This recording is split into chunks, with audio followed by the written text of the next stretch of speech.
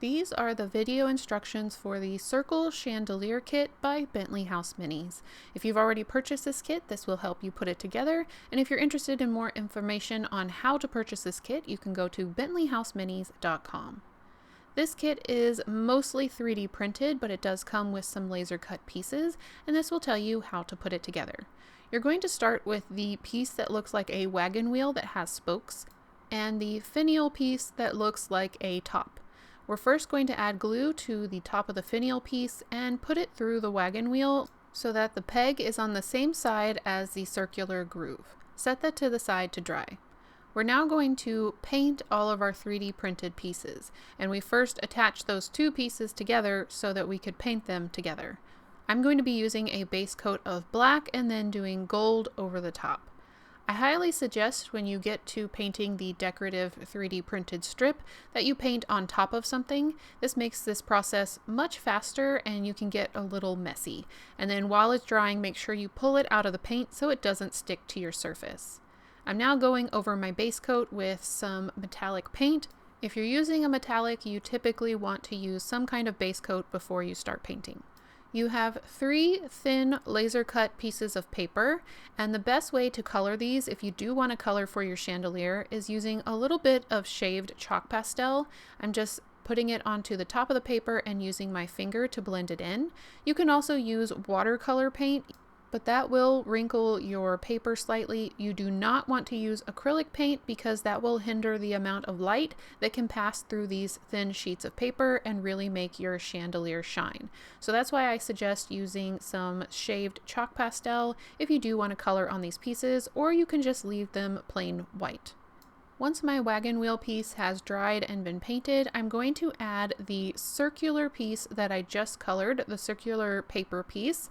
And it's going to go over the peg, and make sure that you're lining it up so that it covers the entire opposite side and there are no gaps between the edges. So I'm pushing that down gently into the glue, and this is how it will look. This is the bottom view of our chandelier.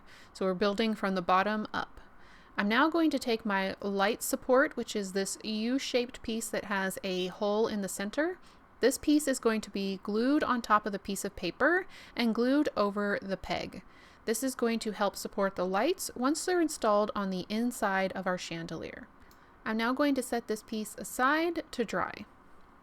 We can now work on the top portion of our chandelier, which is going to include the other circular piece and these 4 thin pieces that almost look like zip ties. One end of each piece has a very small hole, and if I got any paint in those holes during the painting process, I'm going to take a sharp craft blade and remove the excess paint. Then I'm going to thread them up through the holes provided in this upper piece of the chandelier, and they're all going to go in the same direction, meeting in the center as they go through the top. Once you have those, you're going to grab the loose ends and then you're going to flip it over onto your desktop so you can connect the ends together. Locate the fishing line in your accessory bag. It may be hard to see because it's very clear, and you're going to connect 2 opposite pieces together. It doesn't matter which pieces, just that they're opposite. You're going to do a couple knots in the fishing line permanently, pulling these pieces together so that they are connected. I think I did 2 or 3 knots. Now you're going to find the jump ring, and you may need to use a couple pliers for this. You're going to add the jump ring into one of the loose ends, go underneath the fish line knot you just created, and then you're going to go through the other loose piece, and all of this is going to be connected at the top. This may take a little bit of patience to get the jump ring through the holes, but it does fit.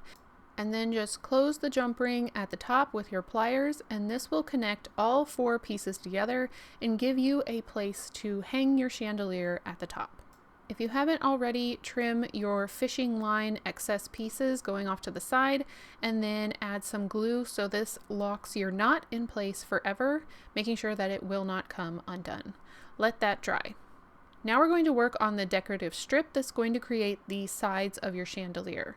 I am adding some glue along the bottom and top of this decorative strip, and then I'm also adding a few drops of glue along the center in some of the thicker areas where I know it will take hold to the paper. But I'm not adding glue to every single piece because that would just be really hard to do.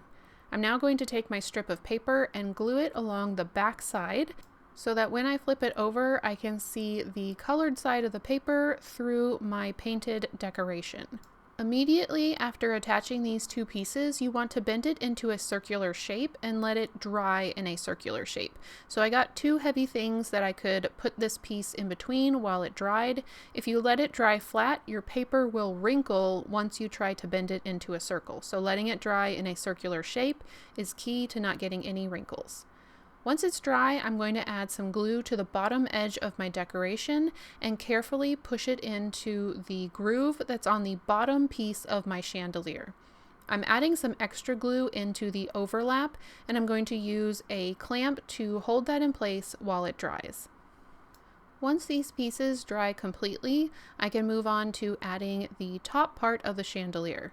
To do this, I'm adding glue to the top of my decorative strip, and then I again am going to carefully push that strip into the groove that's on the underside of my chandelier top.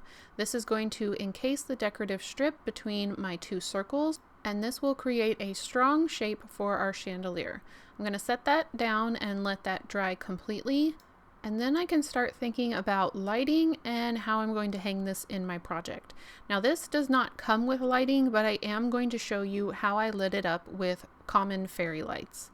You will find that your kit comes with a short length of chain. It is a silver chain, however, you're free to change that out if it doesn't match your aesthetic. Your kit also comes with two more jump rings. This first jump ring I'm using to attach my chain to the previous jump ring that connected all of our pieces together at the top of the chandelier. I'm using some pliers to connect that together, and now we have a chandelier that you can really just hang up like this if you don't plan to add any lights. If you do plan to add lights, I'm going to show you how to use some fairy lights, but this project is really open to any type of light that you would like to use because there's so much space on the inside of the chandelier. To add fairy lights, I started by pre-curling them together before adding them inside the chandelier. And as I go, I'm adding a little dab of hot glue to the edges so that the wires will stay together. You will notice that I specifically have a wire going through the center of this circle of fairy lights, and this is because it's going to make it easier to attach to my light support on the inside of my chandelier body. I'm going to push it through the openings on the side of my hanging supports, and you can see that one wire is going through the center. I'm going to hold this in place and then add a dab of hot glue so that all the lights are permanently attached to the chandelier. It's important that whatever the end of your wire is going to be is also glued to the center light support, because once the wire comes up and out of the chandelier, you're going to want it to come out of the center. So as you can see here, I have my fairy light wire coming up out of the center of the chandelier. And before I add the next piece, I'm checking to make sure that it lights up, and it does. The final piece you have in your kit should be this laser cut circle, and this has a slit in it specifically so that you can add it in through the support bars and over your lights. Wrap it up into a cone shape and then put it through the support bars. Then you can unfold it on top of your lights. This is a little bit of a fiddly process, but once you do get it unfolded and tucked into the inside of your chandelier, it does fit perfectly. Now you can glue this in place by adding a little bit of glue onto a toothpick and gluing it just under that top ring. However, if you do think later on you might want to have access to your lights inside the chandelier, you can leave it unglued. This piece is unglued in my sample, and I think it works just as well as gluing it in place to hide all the wiring on the inside. Installing the light fixture into your project is going to be personal based on how your project is put together. However, mine has a beam, so I'm just looping the chain over the top beam, and I'm using that final jump ring to attach the chain together so that it is hanging from the beam.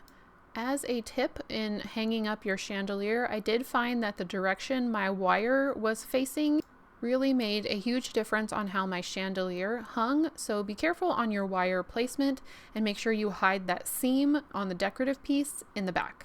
If you would like any more information on this kit, such as pricing, you can go to bentleyhouseminis.com and find the listing there. Thanks for watching. Bye.